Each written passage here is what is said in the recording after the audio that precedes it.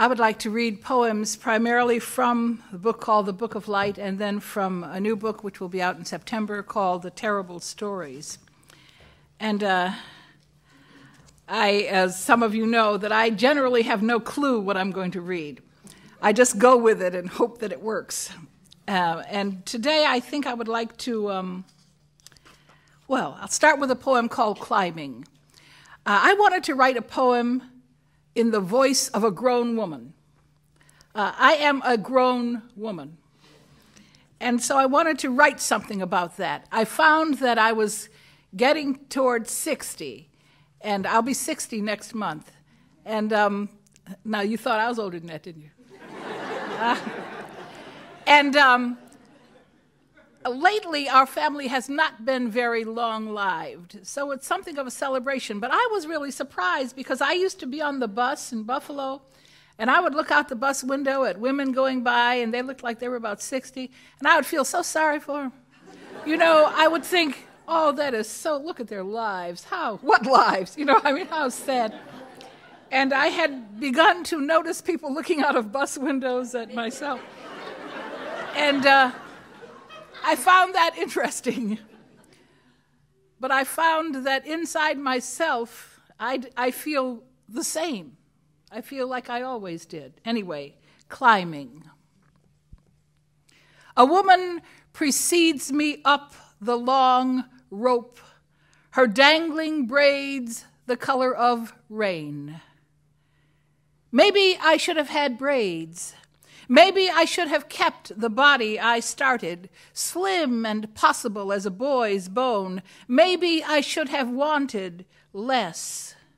Maybe I should have ignored the bowl in me, burning to be filled. Maybe I should have wanted less. The woman passes the notch in the rope, marked 60. I rise toward it, struggling, hand over hungry hand. First, I want to congratulate you on a great reading. Thank you. You know, that was a great reading.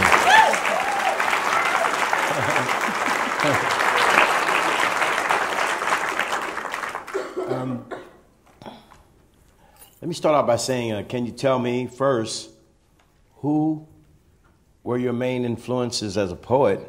And secondly, how and when did you arrive at your almost epigrammatic style of composing your poems? Well, if I talk about who were my literary antecedents, I cannot think of who they might be. When I was a girl, I used to read a lot of Edna St. Vincent Millay. Do you believe that? Yeah. Romantic and kind of tacky, but I loved Millay. And then I read a lot of the novelist Thomas Wolfe, that great flow of words, which was interesting. But I think that, and I wrote sonnets. I started out writing sonnets. I've never been good at titles, and so they were like sonnet the first, sonnet the second, sonnet the 23rd. You know, I went on.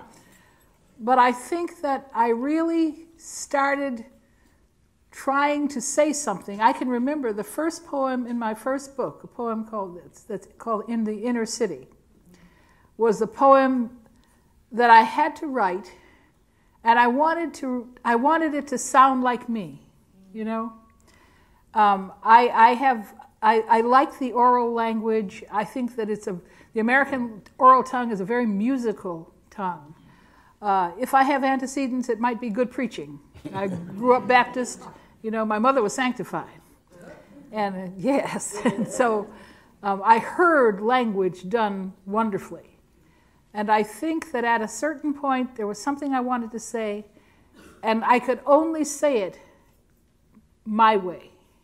It's interesting that we talk about people learning their voice, you know, and yet we don't think about that as sound. People trying to find their own voice. And we act like they're trying to find their own type, their own print, you know, their own font. When but I think that is something that we do without thinking about the fact that I oughtn't have to be taught to sound like me, you know. And so I worked through. I never took creative writing or anything, but I try to remind people that by the time I was first published, I had been writing with major intent, writing the way I write now, wanting it to do it well for over 20 years. And I didn't publish because I didn't know I could. I didn't know, I didn't see anybody like myself publishing. So I had to learn how to sound like me, or I trusted to sound like me.